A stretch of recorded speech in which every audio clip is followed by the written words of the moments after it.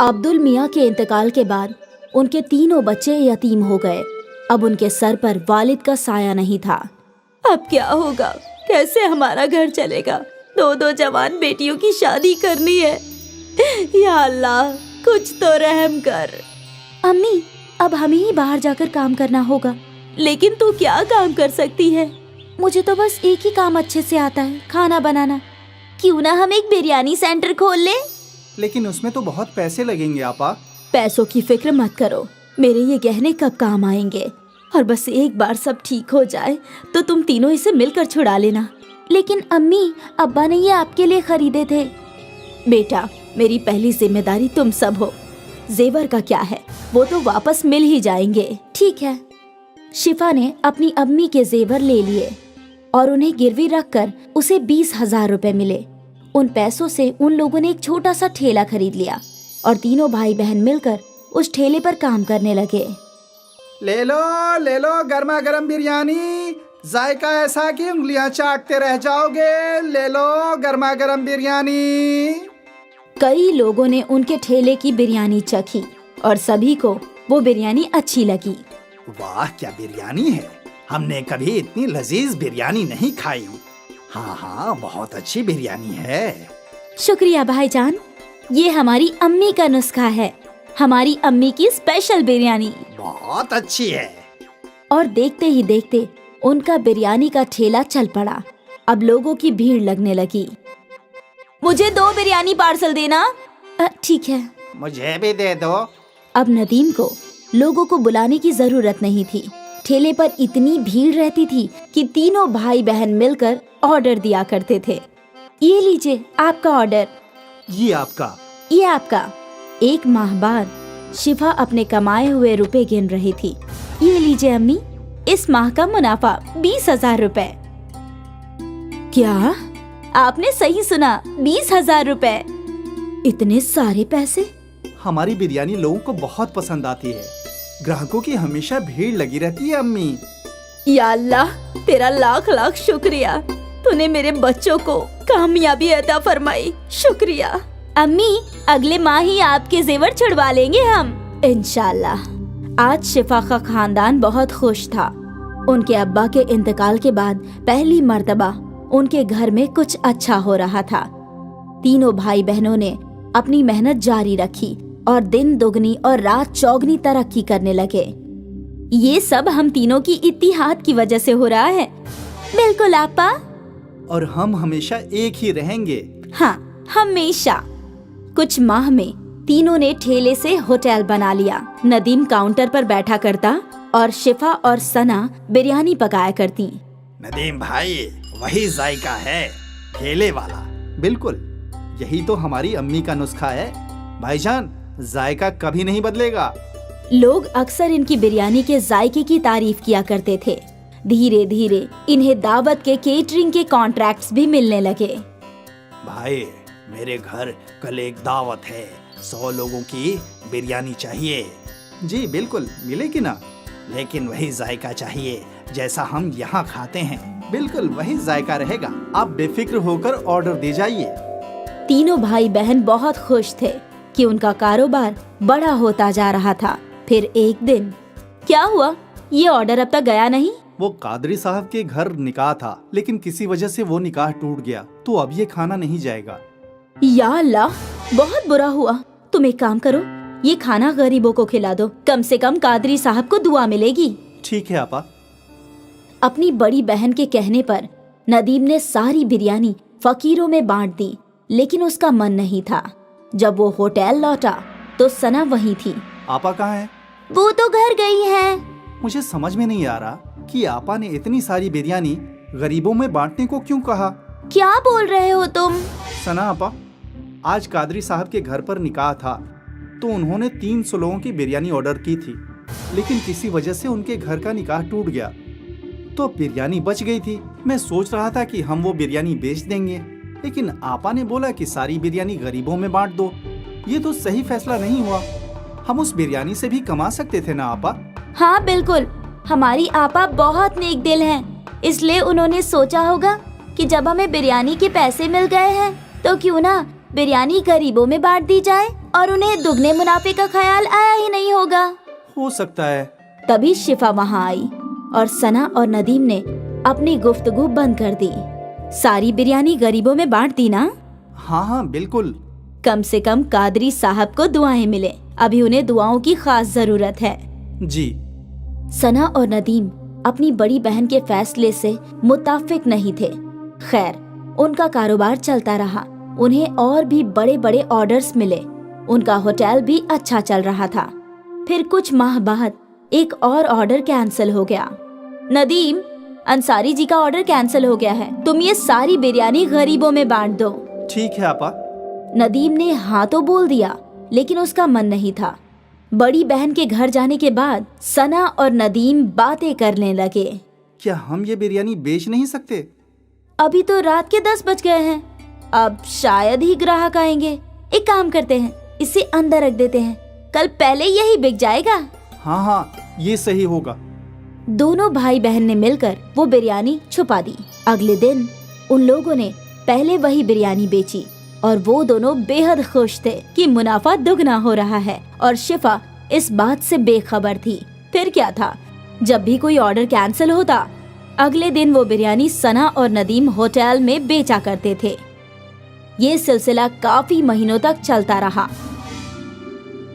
एक दिन ये बासी बिरयानी एक रेगुलर कस्टमर के प्लेट में आई। नदीम भाई, कुछ तो गड़बड़ है, बिरयानी में वो जायका नहीं है। ऐसा कैसे हो सकता है भाईजान? हम तो हमेशा से वैसे ही बिरयानी बना रहे हैं। ठीक है। धीरे धीरे सारे कस्टमर्स को बिरयानी की गड़बड़ समझ आने लगी और उन्हें वो जायका पसंद नहीं आ रहा था। यकायक उनके होटल में ग्राहक कम हो गए। तभी शिफा सोच में डूब गई। यकायक ऐसा क्या हो गया? हमारे ग्राहक टूट क्यों रहे हैं? ऐसा चलता रहा तो कैसे चलेगा? नदीम को अपनी गलती समझ आई। वो अपनी आपा के सामने रोने लगा। मेरी गलती है, मैंने और सना आपा ने बासी बिरयानी ग्राहकों को खिलाई। क्या? नदीम ने अपनी आपा के सामने सारी गलती कबूल की। ये तूने क्या कर दिया? ज्यादा मुनाफा कमाने के चक्कर में धंधा ही तोड़ दिया। अब हम कैसे ग्राहकों को वापस लाएंगे? हमें माफ कर दीजिए आपा। हमें इल्म नहीं था कि ऐसा कुछ हो जाएगा। तुम्हारे लालच ने सब कुछ बर्बाद कर दिया। तीनों सोचने लगे कि अब वो लोग क्या कर सकते हैं। और फिर अगले दिन शिफा को एक तरकीब सूझी। शिफा ने एक तख्ती लिखवाई, हमें माफ कर दीजिए, हमारी गलती की वजह से आपको बासी बिरयानी खानी पड़ी, हम शर्मिंदा हैं, इसलिए अगले 1 हफ्ते तक हम सबको मुफ्त में बिरयानी खिलाएंगे। ये तख्ती शिफा ने होटल के बाहर लगा दिया। कस्टमर्स ने तख्ती पढ़ी और वो मुफ्त की बिरयानी खाने होटल आ गए और एक बार फिर उन्हें ताज़ी बिरयानी का जायका पसंद आने लगा। ये तो बिल्कुल पहले जैसी है। हाँ हाँ, मजा आ गया। भले ही उनको 1 हफ्ते मुफ्त की बिरयानी खिलानी पड़ी, लेकिन उनकी मुश्किल का हल निकल गया। उनके ग्राहक लौट आए और सना और नदीम को समझ में आ गया कि लालच बुरी बला है। एक बार फिर अम्मी की बिरयानी चल पड़ी। सोनू एक कबाड़ी था। वो घरों के कबाड़ इकट्ठा करके फरोख्त किया करता था। उसे मजबूरन ये काम करना पड़ता था। सब इतने अच्छे कपड़े पहनते हैं, मालूम नहीं मेरी जिंदगी में अच्छे कपड़े कब नसीब होंगे। लगता है जिंदगी कबाड़ों के बीच ही गुजर जाएगी। एक रोज उसे रेड़ी पर आम फरोख्त करता हुआ नजर आया, जिन्हें देखकर उसके मुंह में पानी आ जाता है। वो रेड़ी वाले के पास जाता है। भाईजान, एक आम दे दो, बहुत भूख लगी है। 30 रुपए का एक आम है, ला 30 रुपए। मेरे पास पैसे नहीं है। तो मेरे पास आम भी नहीं है, चल दफा हो जा। दुकानदार उसे धक्के मारकर वहां से भगा देता है। सोनू ललचाई नजरों से आमों को देखता हुआ वहां से चला जाता है। चलते चलते वो एक पार्क में पहुंचता है। वहां पर प्रकाश और अनिल नाम के 2 लड़के आम खा रहे होते हैं। हाँ भाई, यार देख मेरे अब्बा कितने अच्छे आम लेकर आए हैं। अरे वाह, आम तो देखने में बहुत ही अच्छे लग रहे हैं। चल जल्दी से निकाल और खाते हैं। ये कोई आम नहीं है, बहुत खास आम है। महंगा भी बहुत होगा। बहुत महंगा है, मेरे अब्बा ने बाहर से मंगाया है। मुझे आमों का बेहद शौक है ना, इसलिए।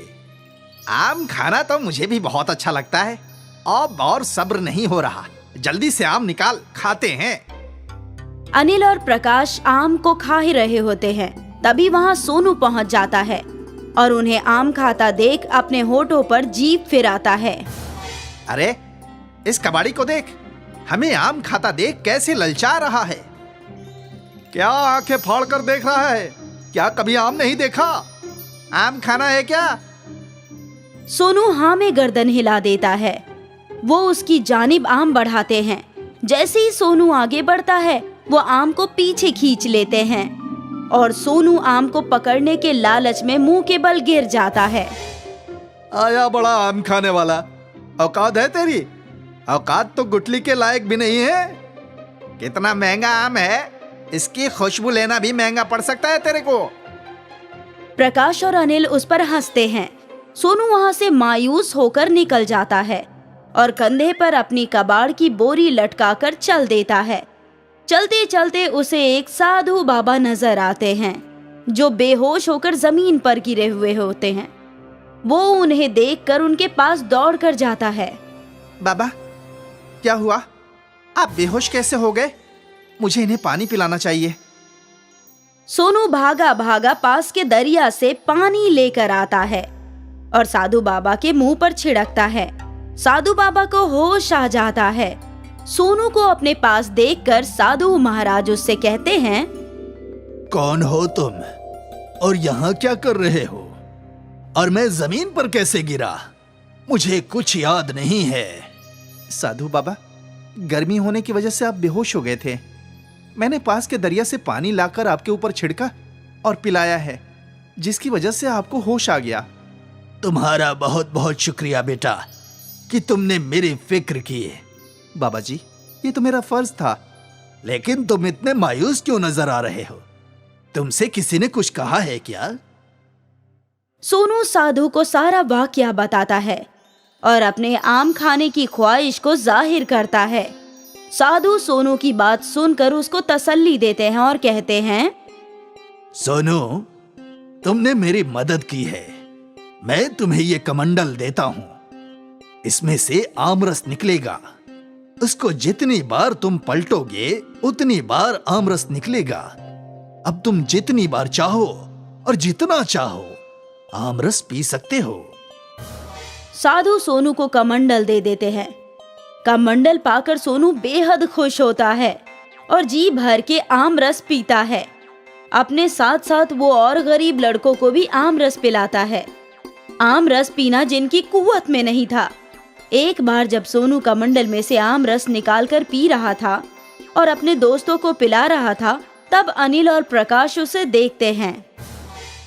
प्रकाश, ये तो वही लड़का है ना जिसको हमने आम खाने नहीं दिया था और उसको धक्के देकर भगा दिया था? ये तो वही कबाड़ी है ना? हाँ, है तो वही, लेकिन वो तो कबाड़ी था। उसके पास इतने महंगे आमों का आमरस कहां से आ रहा है? और इतना सारा आमरस कि वो बाकी के बच्चों में भी बांट रहा है। इसका तो इल्म करना ही होगा। अनिल और प्रकाश चोरी छिपे देखते हैं तो कमंडल के आमरस का असरार मालूम हो जाता है। अच्छा, तो उसके आमरस का ये असरार है। इस कमंडल को तो हम चुरा लेंगे और फिर देखते हैं कि ये आमरस कैसे पीता है। अनिल और प्रकाश सोनू की नजर हटते ही वो कमंडल चुरा लेते हैं और पहाड़ी पर जाकर छुप जाते हैं। वहाँ पर उन दोनों में बहस होती है कि कौन उस कमंडल में से आम रस निकालेगा। ला प्रकाश, मुझे कमंडल दे, आम रस निकाल कर पीते हैं। मैं कमंडल क्यों दूं? मेरे हाथ में है कमंडल तो आमरस मैं ही निकाल कर देता हूँ। नहीं नहीं, कमंडल से आमरस तो मैं ही निकालूंगा। अगर हिम्मत है तो मुझसे हासिल करके दिखा। आमरस का कमंडल मेरे पास है और मैंने कमंडल चुराने में मेहनत ज्यादा की है, तो कमंडल का आमरस मेरा हुआ। मैं तुझे थोड़ा सा दे दूंगा। प्रकाश और अनिल उस कमंडल के लिए आपस में झगड़ा करने लगते हैं। तभी कमंडल उनके हाथ से गिर जाता है और आम रस बाहर गिरना शुरू होता है। जितनी बार वो पहाड़ी से टकराता है उतनी मर्तबा कमंडल से आम रस निकलता है, जिसकी वजह से वहाँ सैलाब आ जाता है। मैंने कहा था ना, कमंडल मुझे दे दे, मैं इसमें से अच्छी तरह से आमरस निकाल लूंगा। लेकिन तू है कि मेरी सुनता ही नहीं। अब जितनी मर्तबा यह पहाड़ी से टकराता है, उतनी मर्तबा इससे आमरस निकलता का निकलता जा रहा है। इसी तरह यह निकलता रहा तो सैलाब आ जाएगा। अब मुझे क्या मालूम था इसका जादू इतना ज्यादा चलेगा कि सैलाब आने की नौबत आ जाएगी। देखते ही देखते पूरा मोहल्ला आमरस के सैलाब में डूब जाता है। सभी लोग उस आमरस में तैरते हुए नजर आते हैं। सबके घरों में आमरस पहुंच जाता है। जैसे ही सोनू को आमरस के सैलाब की वजह का अंदाजा होता है, वो उस कमंडल को तलाशने के लिए निकल जाता है। वो सैलाब में चलता हुआ कमंडल के पास पहुंच जाता है। इस कमंडल के आमरस से तो सैलाब ही आ गया। इस सैलाब को कुछ भी करके मुझे खत्म करना ही होगा, नहीं तो सब कुछ तबाह हो जाएगा। सोनू उस कमंडल को अपने हाथ में लेता है और कमंडल से कहता है, कमंडल कमंडल, इस आमरस के सैलाब को वापस अपने अंदर ले लो। अगर तुम इसी तरह आमरस को बाहर करते रहोगे तो पूरी दुनिया ही इस आमरस में डूब जाएगी। तुमसे गुजारिश है कि इस आमरस को अपने अंदर वापस ले लो। कमंडल सारा आमरस अपने अंदर समेट लेता है और सब कुछ कब्ल की मानिंद हो जाता है। अब सोनू उस कमंडल को लेकर उस साधु बाबा के पास जाता है। साधु बाबा, इस कमंडल की अब कोई जरूरत नहीं है। इस कमंडल की वजह से तो पूरा आम का सैलाब ही आ गया था। मुझे तो बस थोड़ा सा आमरस चाहिए। मैं नहीं चाहता कि इस कमंडल के आमरस से फिर से कोई परेशानी हो। तो तुम क्या चाहते हो ये बताओ। साधु बाबा, मैं आपको ये कमंडल वापस करना चाहता हूँ। आप इस आमरस के कमंडल को वापस ले लीजिए ताकि आगे कोई परेशानी ना हो।